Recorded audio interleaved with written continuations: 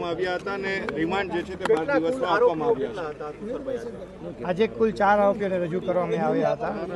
એક TPO Sagathiya, 2 ATPO અને એક ફાયરના ઓફિસરને રજૂ કરવામાં આવ્યા હતા।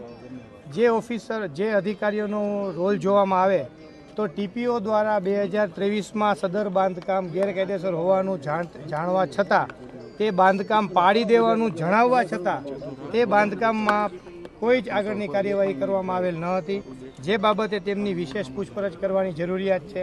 તેમજ જે આ આગજનીની ઘટના વેલ્ડિંગને કારણે બની, એવી જ આ પ્રકારની વેલ્ડિંગના કારણે જ અગાઉ આ જ શેડમાં 4/9/2023ના રોજ આગ લાગી હતી અને ફાયર સ્ટેશનમાંથી ફાયર ઓફિસર સાથે ફાયરના એક્સટિંગ્વિશર ગયા હતા અને તમામ આગને કાબૂમાં લેવામાં આવી હતી।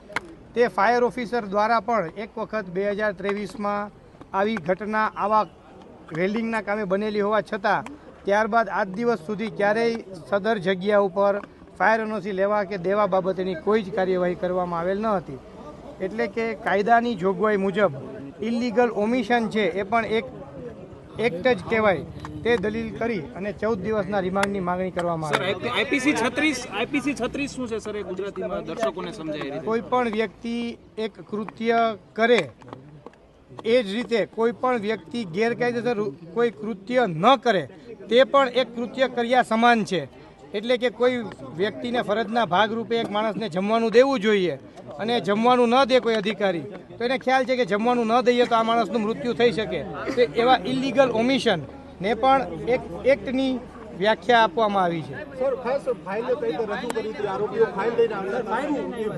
હું નામદાર કોર્ટરૂમમાં હાજર હતો। ફાઇલ બાબતની જે આપ ચર્ચા કરો છો તે બાબતની મને ખ્યાલ નથી, હું કોર્ટરૂમની અંદર હાજર હતો।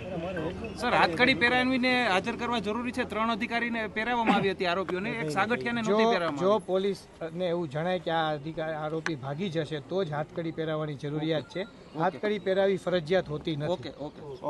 ઓકે.